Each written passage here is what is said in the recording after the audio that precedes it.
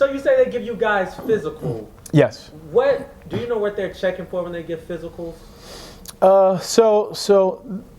There's the annual physical that you have to submit with your paperwork, and they're checking heart rate, they're checking vision, they check blood work, they do, you have to go to a local lab core and get blood work done, make sure you're not passing on, hepatitis or, God forbid, anything more extreme than that.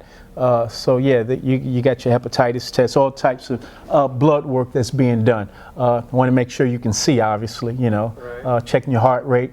And that's with the annual physical that you submit with your paperwork when you get recertified, when you're getting relicensed. But they also check you each night of the fight. So the night of the fight, they also want to check your heart rate, make sure you're not up too high and whatnot. They're checking your vision. They're checking to make sure, you're okay. All your vital signs are okay. So they check each fight night, but it's not as extensive as your annual physical. But yeah, each night you work, you'll get seen by a doctor. Yeah. Wow, I didn't know this. So if a referee has I can't even think of the word, like a terminal disease, he won't be allowed to referee a fight? Or a contagious terminal disease? Well, contagious, no. Yes, that's yeah, what I mean. yeah. If it's something contagious, no. Because like I said, you do have to take blood work, and that's with your annual physical. So if you had something contagious, no, you wouldn't be allowed to work. Wow. Yeah. That's interesting because, it happens, but you see referees get hit every so often, but I don't know if they would ever bleed to where they would pass on the fluids. Maybe, maybe not, but it is a requirement that you passed your blood work. Yeah. That's actually amazing for the fighters. Like, they're really being taken care of. Oh, yeah, and you asked me earlier about things that have changed from when I started until now. You see a lot more officials all over the country wearing gloves now. So that wasn't as widespread in 2004 as it is now. Now most referees wear gloves, and that's just for safety reasons.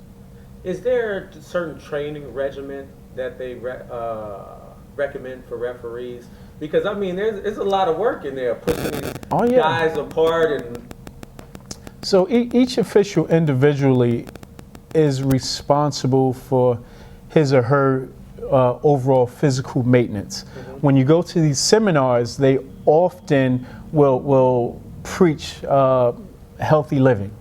And right here in New Jersey, we have a nutritionist that I think a lot of officials use, a guy named Ricky Vera. Ricky Vera is a nutritionist, and a lot of guys go to him for advice. He gives you a diet plan, a workout plan, just to be able to keep up with those fighters. So here in New Jersey, we kind of work with one another, and that Ricky helps us a lot when it comes to our overall physical fitness. Yeah, I was very curious about that because I've never seen an out-of-shape referee. Most of the referees seem very fit, or appear to be very fit. Well, it's a process, like I said. So there is maintenance involved with being an official. So it benefits you to be in shape to some degree. It's not required. You could come in there at 300 pounds, but it wouldn't. I don't think it would benefit you to officiate that match. You typically see referees that are in pretty decent shape. So what kind of exercise do they give you, like lateral, so you can push fighters apart? Well, again, it's an individual thing. So at the end of the day, you're going to come up with what works for you. But that's not actually a bad idea if you have to work with those heavyweights. Absolutely, that works. That's actually applicable to breaking those big guys apart. And what do you think about the state of boxing today? In what sense? What do you mean? Be a little more specific when you say the state. Overall, as the fight game, as officials. The fight game, the competition, the officials, the safeties of the boxers, just the whole package. Well, if you're a fight fan, as I am, I think it's a good time to be a fight fan. I mean, you have fights on almost every weekend. There's multiple fights on. I mean, I'm a big fight fan, and I can't even keep up with all the fights that come on. It's like, oh, I forgot to watch that fight. I forgot they were fighting. So if you're a fight fan, it's a good time. I mean, there's fights on so many different platforms right now that if you like boxing, this is a great time because you can catch fights on apps, you can catch fights on cable, you can catch fights on unpaid cable channels, paid cable channels. It's fights everywhere. People are streaming fights from overseas. It's fights everywhere. So from that perspective, as a fan, it's a great time to be a fight fan. So I'm enjoying seeing all the fights that are taking place right now. And if the fans want to contact you or anything like that, what's the social media? I'm a little old. I don't do a lot of social media. I don't have an Instagram account. I do have a Twitter account. I think it's Doc Harvey on Twitter and Harvey Doc on Facebook. Other than that, and I'm rarely on Facebook and Twitter. But yeah, like I said, no Instagram account, so I'm not a big social media. There you go, there you go. Old school. Yeah, just grab me. Yeah, you want to talk to me? Come see. Yeah, just grab me. Yeah. I don't do a lot of social media. The low blow rule. What constitutes a low blow? So that's the referee's discretion. Oftentimes you'll see the referees before the fight, they will demonstrate on the trunks what they feel a low blow is. So they'll say, if you go below this point, I'm going to call it low.